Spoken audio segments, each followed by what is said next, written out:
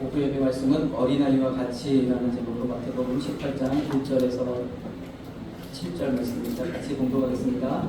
그때 제자들이 예수께 나와 가로되 천국에서 누가 크니까 예수께서 한 어린아이를 불러 저희 가운데 세우시고 가라사대 진실로 너희에게 이르노니 너희가 돌이켜 어린아이들과 같이 되지 아니하면 결단코 천국에 들어가지 못하리라. 그러므로 누구든지 이 어린아이와 같이 자기를 낮추는 그이가 천국에서 큰 자니라. 또 누구든지 내 이름으로 이런 어린아이 하나를 영접하면 곧 나를 영접함이니 누구든지 나를 믿는 이 소자 중 하나를 실족케 하면 차라리 은자를 뼈를 나누고 깊은 바다에 빠뜨리는 것이 나으리라. 실족케 하는 일이 있음을 인하여 세상에 화가 있도다. 실족케 하는 일이 없을 수는 없으나 실족케 하는 그 사람에게는 화가 있도다. 아멘.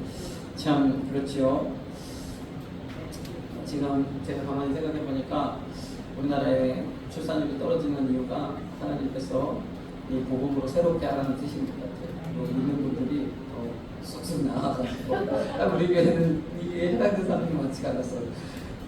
양서교회에서도 그랬다는 그 이야기가 있더라고요. 오늘부터 막 이미 막 부흥을 강조하고 그 다음 세대를 위해서 기도하고 했더니 50대 넘으신 분들이 막 애를 낳고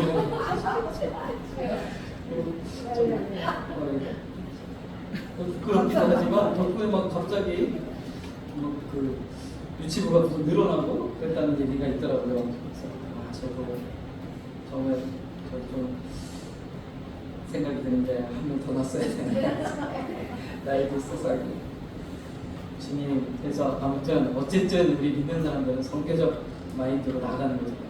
어차피 하나 키우나 둘 키우나 힘든 건 맞습니다. 키울 때 조금 힘들어도 적어도 둘 이상 키우셔서 그렇게 할 수 있도록 좀 도움해 주시고 도와주시고 하시면 좋을 것 같습니다. 그것들은 자연스럽게 그래서 우리 아이들만 우리가 잘 양육해도 자연 증가, 그러니까 자연 증가되는 그런 은혜가 있을 줄 믿습니다. 그래서 세상 사람들은 다 힘들고 어렵고 그래서 회피하고 그래서 아이를 안 낳는데 믿는 사람들 아이를 쑥쑥 낳아서 믿는 이 성도의 수가 증가되는 이런 거 기독교에서 통계 좀 내면 좋을 것 같은데 기독교는 오히려 뭐 2.0이다 뭐 이런다든지 여러분 사람들이 다 교회로 오지 않겠습니까?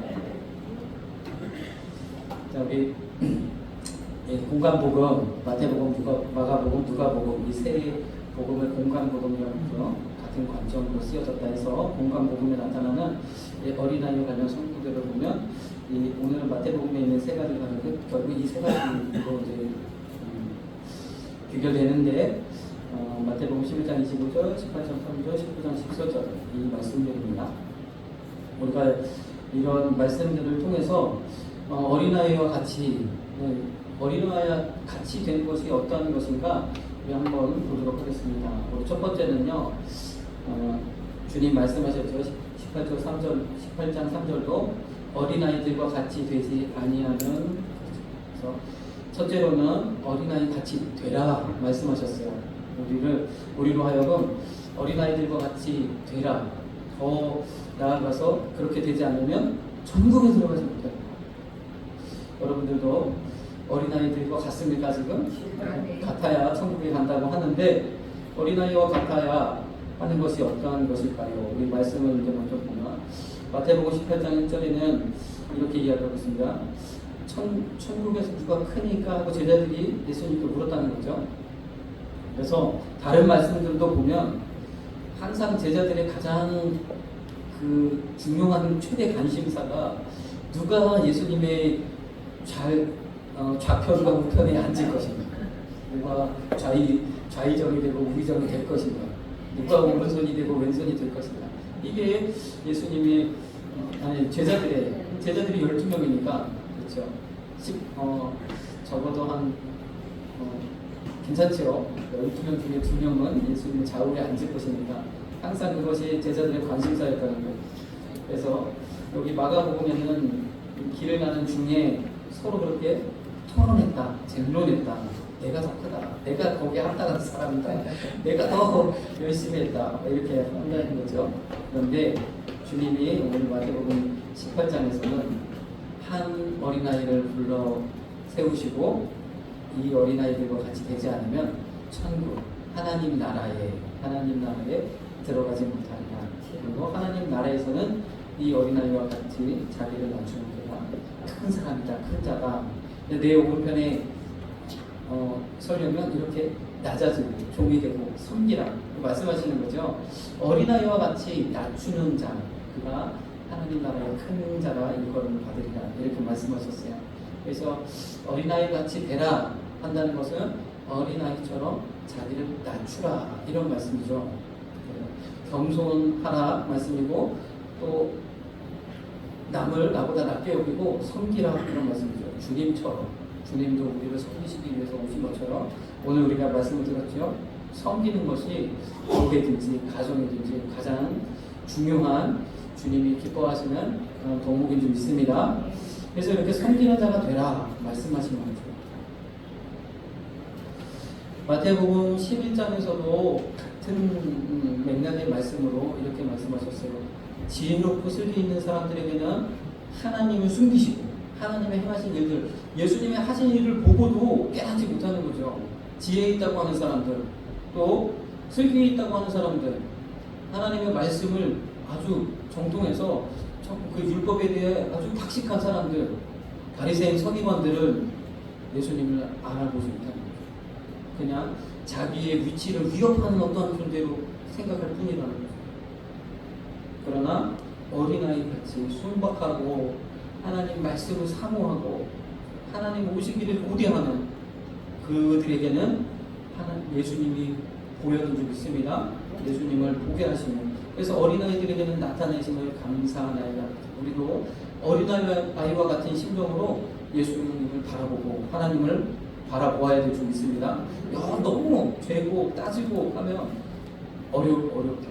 그래서 하나님 말씀 그냥 말씀하셨으니 성경에 기록되어졌으니 그대로 될 줄 믿습니다 하고 행하시는 저와 여러분들에게 간절히 소망합니다. 어떻게 보면 덮어놓고 믿느냐 할 수 있지만 그러나 하나님은 말씀이 있기 하나님 말씀대로 되어진다는 거 그냥 내 생각대로 덮어놓고 믿는 게 아니라 하나님 말씀대로 우리가 믿는 거예요. 하나님의 말씀이 그렇다 하면 우리가 그대로 될 줄을 믿습니다. 오늘도 이 가정을 통해서 주신 하나님 원리가 그렇다 하면 우리가 그렇다라고 믿고 나아갈 수 있는 거예요. 하나님 가정 기뻐하시고 또 자녀들도 많이 낳기를 하나님 원하시고 그리고 부모를 공경하는 것이 하나님 뜻이라면 그렇게 하는 것 이것이 우리의 믿음인 줄 믿습니다. 그래서 한 어린아이와 같은 이들에게 나타내신다 말씀하셨어요. 그러면서 27절에는 아버지 외에는 아들을 아는 자가 없고 아들과 또 아들의 소원대로 계시를 받은 자 외에는 아버지를 아는 자가 없느니라. 이게 신학적인 말씀이죠. 우리는요 하나님은 우리 스스로 우리 안에 하나님을 감지할 수 있는 능력이 있지만 그분이 하나님인 것을 우리가 직접적으로는 알 수 없어요. 하나님의 일반 은혜를 통해서 계시하시지만 특별 은혜를 통해서 나타내 주시지 않으면 우리 모른다는 거예요. 우리의 눈이 어둡고 죄로 어두워져서 하나님과 우리가 죄로 가리워져 있고 또 하나님과 우리가 단절되어 있어서 모른다. 그러니까 하나님이 나타내 주셔야 알 수 있는데 하나님의 이러한 나타내신 계시 어떤 사람에게 어린아이와 같은 사람 하나님의 말씀대로 그대로 믿고 나아가는 어린아이같이 순박하게 하나님을 전적으로 의지하는 그런 이들에게 하나님께서 나타내 주시는 줄 믿습니다. 그러면 우리가 하나님을 경험하고 살아야 되잖아요. 성경에도 구약과 신약이 있는데 아브라함으로부터 구약의 모든 말씀이 기록되어져 있고 이제 예수님으로부터 신약의 말씀이 기록되어져 있는데 우리 성도들의 삶도 마찬가지일 수 있어요. 우리가 예수님을 믿고 교회를 나오고 말씀을 듣고 예배를 드리고 찬양을 드리지만 주님이 약속하신 그 성령 경험이 없으면 성령을 체험하지 않으면 늘 구약의 삶을 살 수가 없어요. 그러면서 하나님 말씀이 그런데 그 말씀을 그냥 온전히 따르지 못하고 또 중간에 또 딴 길로 갔다가 다시 또 하나님께서 징계하시면 또 아이구나 하고 다시 돌아왔다가 또 다시 또 시간이 지나면 또 옆길로 갔다가 이렇게 될 수밖에 없다는 거예요. 그러나 우리가 정말 하나님 살아계심을 우리가 경험하면서 가면 예수님 오신 것을 분명하게 우리가 보고 예수님이 십자가 지심과 3일 만에 부활하심이 확실하게 믿어지면서 나아간다면 우리가 결코 흔들림이 없는 줄 믿습니다. 그렇게 하기 위해서는 우리가 하나님 늘 계시를 받아야 되죠. 하나님 살아계심을 늘 보면서 가야 되죠. 어떤 사람에게 어린아이 같아서 따지고 원망하고 불평하고 왜 이렇습니까? 라고 많이 해봐야 되게 도움이 안 됩니다. 어린아이와 같은 사람 되시기를 소망합니다. 마태복음 11장의 말씀을 우리가 좀 더 보면 앞으로 앞절에 있는 말씀들을 보면 이렇게 얘기하죠. 이 세대를 무엇에 비유하였고 비유컨대 아이들이 장터에 앉아 제 동물을 불러 가로되 우리가 너희를 향하여 피리를 불어도 너희가 춤추지 않고 우리가 애곡하여도 너희가 가슴을 치지 아니하였다. 그렇죠. 한마디로 자, 피리를 불면은 또 같이 춤도 추고 애곡하면은 같이 가슴도 치면서 이렇게 공감도 하고 따라와야 되는데 이런 반대로 하는 놀이가 있었다는 거예요. 반대로 하는 거죠. 일부러 안 하는데 그렇게 안 하는 거죠. 이런 놀이가 있었다는데 마치 참 세상은 이거 같아요.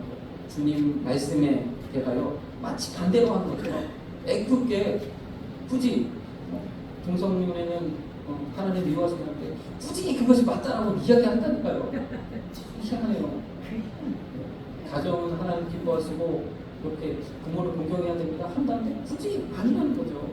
굳이 나는 나고 부모는 부모입니다. 부모 세대는 부모 세대고 우리는 우리 세대고 라고 말한다는 거예요. 이렇게 이 지금 세대가 이렇다는 거죠. 그렇게 하지 말고 말씀대로 그냥 말씀이 있습니다.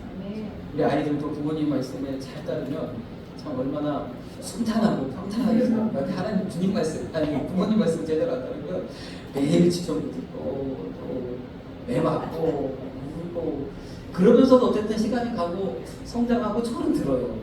그러나 말씀대로 한다면 빨리 부모의 마음에 기쁨이 되는 그런 자녀가 될 줄로 믿습니다. 이렇게 우리도 하나님 마음에 합한 하나님 마음에 빨리 그 뜻에 응답할 수 있는 그러한 어린아이 같은 모습 되기를 소망합니다. 그러면서 이야기하시는 요한이 왔을 때 요한을 향해서는 귀신이 들렸다. 요한이 아무것도 안 먹고 메뚜기가 석청으로 지내니까 귀신 들렸다. 예수님 와서 제자들과 함께 또 여러 그 당시에 죄인이라고 말하는 세리와 또 여러 천한 사람들과 함께 식사를 하고 하니까 먹기를 탐하는 거예요. 애꿎게 이렇게 반대한다는 거예요. 반대를 위해서 반대하고 한다는 거죠. 그러면서 또 말씀하십니다. 그 당시에 주님이 권능을 많이 베푸신 고을들이 회개하지 않아서 책망하시는데 화가 있을진언정 고라시나 또 베세다야 말씀하십니다. 왜냐하면 그렇게 주님이 기적을 베푸시고 능력을 베푸셨는데도 회개할 줄 모르는 교만함 때문에 그럽니다. 가버나움을 향해도 말씀하셨죠. 가버나움아 내가 하늘에까지 높아지겠느냐 동부에까지 낮아지리라 하시면서 또 가버나움을 향하여서도 책망합니다. 더하여서 심판날에는 오히려 소돔과 고모라가 소돔의 땅이 더 낫다. 오히려 그렇게 말씀하실 정도로 아주 강력하게 책망하셨죠. 그들의 교만을 이야기합니다. 주님이 하나님의 아들 되시고 메시아 되심을 그렇게 보였음에도 불구하고 주님께 나아오지 못하는 회개하지 못하는 안타까움을 이야기하는 거죠. 그래서 이 마태복음 11장 25절에 어린아이에게 나타내심을 감사하나이다 이 이야기는 교만하지 않나 겸손히 하나님 앞에 자기의 죄인됨을 고백하는 회개하는 그러한 마음을 이야기하는 줄 믿습니다. 그래서 어린아이와 같다는 것은 결국 겸손하며 결국 회개할 줄 안다는 거예요. 자기의 죄를 주님 앞에 뉘우치면서 주님 제가 연약합니다. 부족합니다. 나를 도와주옵소서 라고 이야기할 수 있는 사람들이 연약한 어린아이와 같은 사람인 줄 믿습니다. 그러면서 28절의 말씀이 무엇입니까? 수고하고 무거운 짐진 자다. 이 말씀이 그래서 이 맥락 속에서 이해를 하면 이 말씀이 우리를 위로하시는 말씀이고 우리의 짐을 우리의 문제를 가볍게 하시겠다는 해결해 주시겠다는 말씀이기도 하지만 핵심은 겸손한 자들에게 주시는 은혜랍니다. 그러면서 29절에 나는 마음이 온유하고 겸손하니 나의 멍에를 메고 내게 배우라. 주님이 가신 길은 주님이 가신 길, 주님이 하신 일, 주님의 하신 말씀을 귀 기울여 듣고 보라는 거예요. 그래서 주님 그 말씀대로 주님처럼 나아가시면 어린아이와 같은 줄 믿습니다. 주님처럼 섬기시고 주님처럼 겸손하시고 주님처럼 하나님을 의지하시는 저와 여러분들 되게 소망합니다. 그렇게 하실 때에 하나님께서 이 은혜를 수고하고 본신 분들에게 가볍게 하시는 은혜, 그 은혜를 부어주실 줄로 믿습니다. 두 번째로는요, 어린아이들을 영접하라는 거예요. 오늘 마태복음 18장 5절, 또 누구든지 내 이름으로 이런 어린아이 하나를 영접하면 곧 나를 영접함이니. 아이들을 영접하시기를, 영접한다는 것을 아주 귀하게 모셔드린다는 것을 이야기하잖아요. 우리도 보통 복음을 전할 때 영접하시라고 이야기하는 것처럼 모셔드리라는, 나의 자리에, 내 중심의 자리에 나를 내려놓고 그 중심의 보좌에, 나를 컨트롤하는 그 보좌에 나 자신을 내려놓고 주님을 올려놓으시라고, 주님을 나의 왕으로 모셔드리라고 이야기할 때 이야기하잖아요. 이처럼 어린아이를 영접하는 거예요. 그러면 곧 나를 영접합니다. 얼마나 귀한 말씀입니까? 그래서 우리가 어린아이를 영접할 수 있는, 이것도 어떻게 보면 그러한 겸손함과 그러한 섬김을 또한 내포하고 있는 말씀이 좀 있습니다. 그러한 마음으로 어린아이들도 품을 수 있는, 어린아이들도 영접할 수 있는, 또 저와 여러분들 되게 소망합니다. 우리가 우리 교회에도 주일학교가 있고 유치부가 있고 학생부들이 있는데 그들을 향해서 우리가 정말 이 사랑의 마음과 주님을 대하듯이 대할 수 있는 우리 한수만 교회가 되기를 소망합니다. 문제는요, 그 다음 말씀이에요. 우리 이 말씀 많이 들어보셨죠? 실족게 하면 차라리 연자맷돌 아십니까? 연자맷돌이 뭐 말이나 관광기가 끄는 그 맷돌 아닙니까? 굉장히 큰 거. 그래서 이렇게 빙빙빙빙 도는 그 맷돌이, 제가 연자맷돌로 알고 있는데 그 무거운 맷돌을, 그 연자맷돌을 목에 달리우고 바다에 빠치는 게 낫겠다. 이게 그냥 일반적인 성도님들에게도 해당되는 말씀이지만 특별히 어린아이 하나에서 실족해 한다면, 다시 말해서 어릴 때 받은 상처는 꽤 오래 가는 거예요. 어릴 때 교회에서 만약에 상처를 받았다 한다면 성인이 되어서도 잘 치유가 되지 않고 복음의 문턱에서도 좌절하는 그런 안타까움이 있을 수 있다. 그래서 우리가 어린아이들을 대할 때 늘 예수님의 마음으로 대하시는 저와 여러분들 되기를 간절히 축복합니다. 17절에도 실족해 하는 일이 있음을 인하여 세상에 화가 있다. 요즘 보면 얼마나, 그러니까 아예 예전보다는 그래도 좋아졌나요? 어땠나요? 예전에도 뭐 많이 맞기도 하고, 옛날에는 체벌이 있었으니까 학교 다닐 때 저도 많이 맞았는데 많이 맞았는데 뭐 별로 그렇게 기억나는 일들은 별로 없어요. 그렇게까지 마음 깊이 새겨지는 것은 몇 가지는 있습니다. 몇 가지는 아주 부당하게 맞아가지고 또 정말 가슴에 남는 그런 것들이 있는데, 이런 건 안 되지. 그러니까 요즘은 또 그렇게는 안 하는데, 체벌은 안 하는데, 요즘은 우리의 말로써, 말로 하는 게 제가 볼 때는 차라리 한 대 그냥 맞는 게 나을 것 같은 생각이 들어요. 우리도 이제 자녀에 대해서 너무 죄송하지만 또 한 번만 조금만 양해를 부탁드리면, 자녀들을 향해서 할 때 주변에서 애가 하는 소리가 들리면 신고 들어가는 거 아니야? 이런 생각이 들어서 참 못 때리겠어요. 못 때려요. 성경에는 좀 매를 내라고 하는데 매를 내기가 쉽지 않아요. 근데 갑자기 무슨 말 하려고 했지? 그러다 보니까, 맞아요. 레벨이 좀 안 되다 보니까 어떻게든 행동을 고쳐야 되잖아요. 그러니까 말이 세게, 조주의 말이 많아. 이거 더 안 되겠다. 차라리 그냥 한번 때리는 게 낫지. 그래서 우리는 이 말로써라도 더 상처를 준다면 이것을 더 깊이 새겨지기에 우리가, 주님이 그래서 성경에 차라리 때려라, 상하게 때려도 결코 안 죽는다.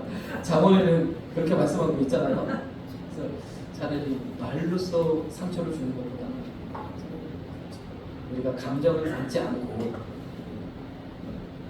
예를 든다면 훨씬 유익할 줄도 모르겠습니다. 이건 근데 녹화되면 안 되는데 요즘 세대가 달라가지고 어쨌든 그렇다는 거예요. 요즘 보니까 우리 아이들이 얼마나 순환당하는 일이 많습니까? 주도도 되지 않았는데 생을 마감하는 참 힘든 그 시기가 지금이 아닌가 그런 생각이 듭니다.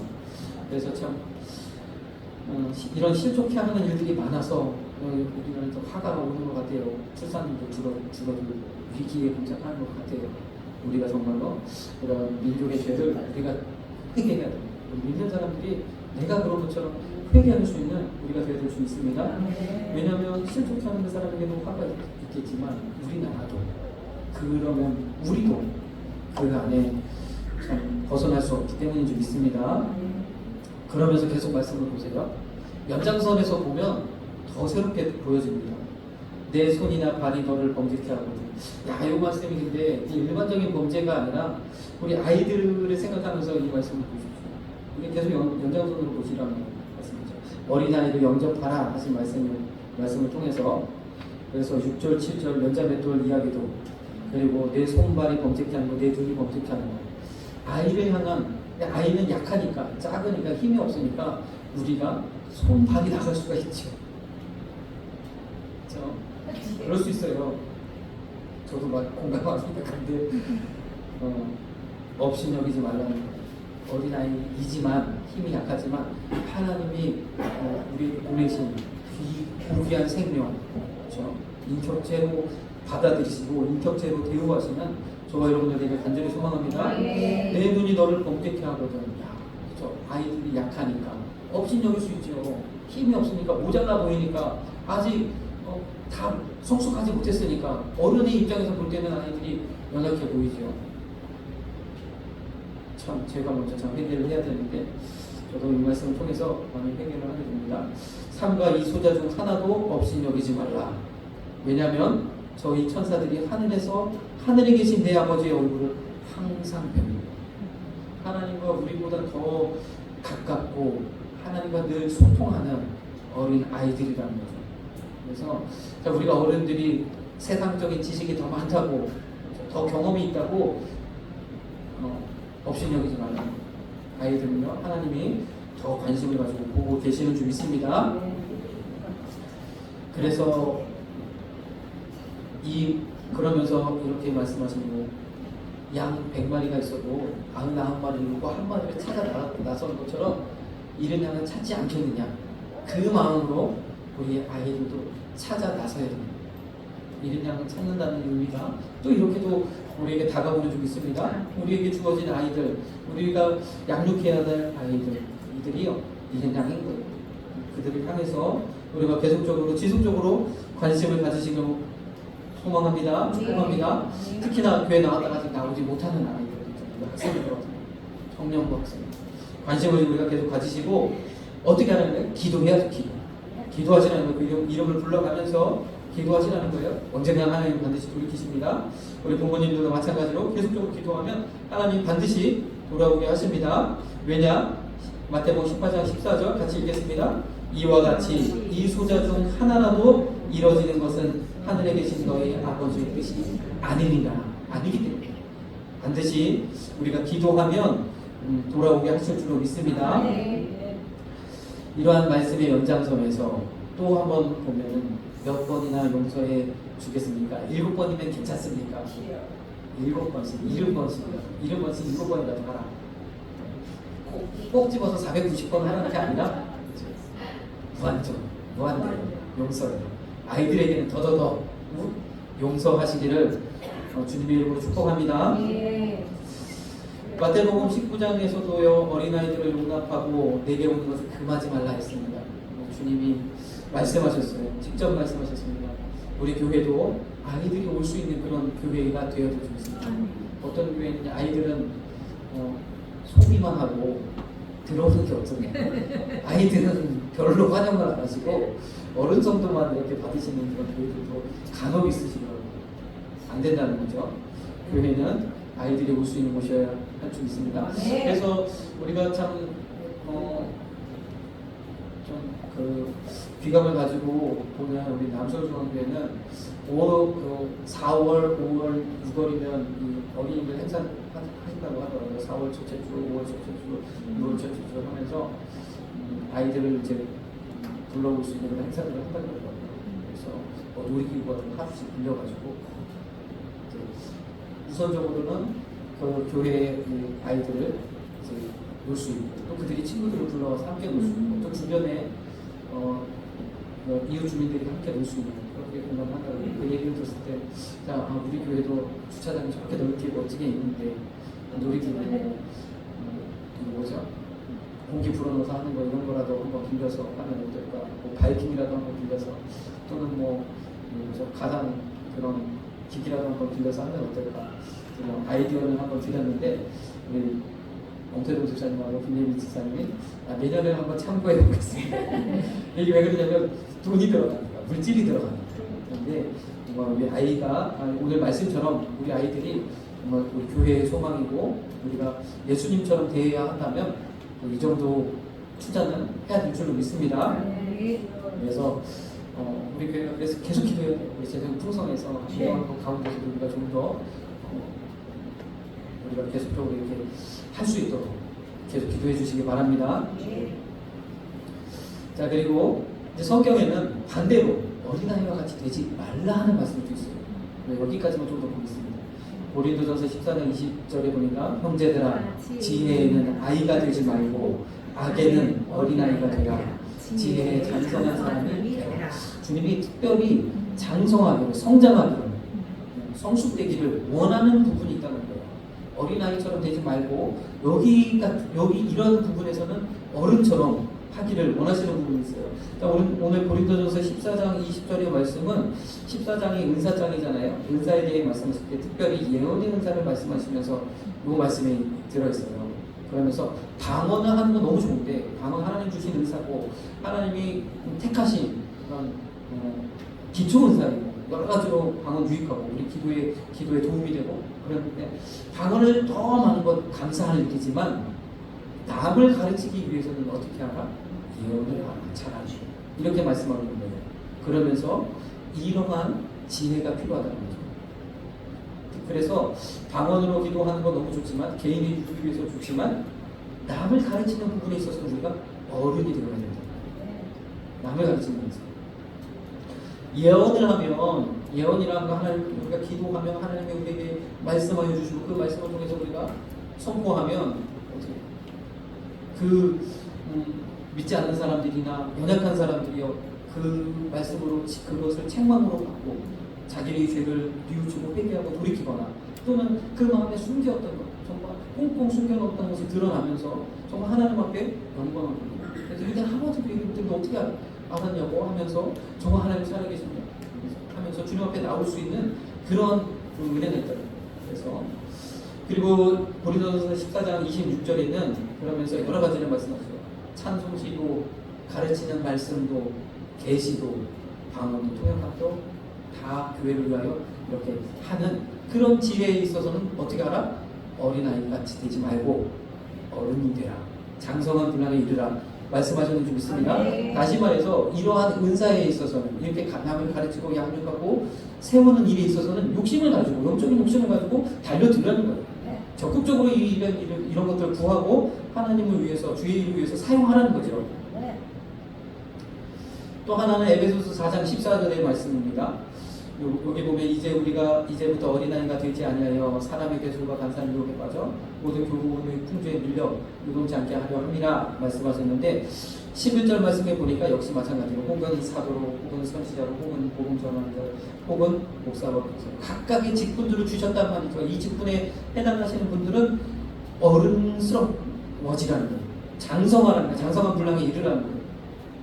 그래서 언제까지 우리가 어린아이와 같은 그런 모습으로 머무는 것이 아니라 남을 케어하고 양육하고 또 그들을 세워줄 수 있는 그러한 자리로 나아가시는 저와 여러분들에게 간절히 소망합니다. 특별히 직분자들 이렇게 해야 되는 거죠. 그러면서 13절부터 계속 보면 이렇게 함을 통해서 그리스도의 장성한 분량에까지 그래서 우리가 이제는 어린아이가 되지 아니하여 이 14절 말씀이 기록되어 있고 15절에는 오직 사람 안에 참된 것을 하여 범사에 그에게까지 자랄지니 그는 머리인 곧 그리스도다. 예수님의 수준에까지 도전하시는 저와 여러분들에게 소망합니다. 오후 예배 나오신 분들 다 지도자고 양육자고 다 하나님이 이러한 일들을 맡기신 분들이잖아요. 이러한 거룩한 욕심을 가지시는 저와 여러분들 되게 소망합니다. 마지막으로 여러분들 여기 보면 쓴뿌리 이야기가 좋습니다. 우리가 어른이지만 우리 안에 많은 심리학자들이 얘기해요. 우리 안에 어린아이가 있다는 거예요. 어릴 때 부모로부터 받은 것, 어릴 때 자라오면서 받은 것, 경험한 것, 이 모든 것들이 살아서 내 안에 아이가 있다는 거죠. 아이가 있어서 이 아이가 항상 어른 같은 성숙함을 보이는 것이 아니라 때로는 여러 가지 투정도 보이고 내가 왜 그랬지 하는 그런 일들을 이루게 하는 이 아이가 있어서 우리는 그 아이를 또한 잘 다스려야 된다는 거였어요. 이것이 이 아이가 내 속에 있는 아이가 어릴 때 잘못된 그런 훈계와 양육과 경험을 통해서 비뚤어져 있으면 이것이 쓴뿌리가 되어가지고 주변 사람들을 어렵게 하고 힘들게 하고 그렇게 한다는 거예요. 그래서 우리 안에 있는 이 아이, 내 안에 있는 이 아이도 우리가 그가 어떠한 모습인지 깨닫고 그를 잘 위로하고 또 성장시켜 나가는 게 좋습니다. 그래서 어떻게 보면 내 속에 있는 그 아이를 이해하는 것, 인정하는 것, 그것이 우리에게 있어서 필요합니다. 내 자신의 아주 본 모습을 직면하는 순간이죠. 그 모습을 보는 순간, 그것을 깨닫는 순간 정말 나의 참 모습을 직면하는 순간. 그렇게 한번 직면함을 통해서 어떠한 것이 옳고 어떠한 것이 그른지를 우리가 깨닫게 되고 다음에는 그러한 우를 범하지 않는 다음 단계로 나갈 수 있는 그런 기초가 되는 줄 믿습니다. 그래서 때로는요 우리가 하나님 앞에 정말 간절한 마음으로 부르짖어 기도할 때 주님이 이러한 모습들을 보여주시는 거죠. 우리의 참된 모습을 깨닫게 하고 보여주시고 그러면서 주님은 그러한 나의 모습도 그러한 내 속에 있는 이 어린아이 같은 모습도 사랑하신다는 것을 우리가 깨달을 때 진정한 치유가 나타나게 되는 줄 믿습니다. 이러한 뿐만 아니라 우리 주변에 있는 사람들 가운데서도 이러한 쓴뿌리로 인해서 고통당하는 사람들이 있다면 그들을 향해서도 우리가 계속적으로 이런 일들을 해요. 그러기 위해서는 또 여러 가지로 우리도 공부도 하고 배워야 될 필요가 있어요. 상담도 배워야 되고 사람들을 양육하는 법도 배워야 되고 또 이런 것들을 어루만지는 것도 배워야 되고 우리들이 할 일이 많은 줄 믿습니다. 네, 이런 부분에 특별히 하나님 관심 주시고 은혜를 주시고 은사를 주시는 분들이 있어요. 그런 분들은 더욱더 이런 부분을 좀 더 주님 안에서 말씀 안에서 연구하시면서 은사를 간구하시면 하나님이 더 큰 은혜로 채우시고 또 더 많은 일들로 하나님께서 쓰실 줄로 믿습니다. 기도하겠습니다. 사랑해 주님 감사합니다. 우리가 정말 어린아이와 같이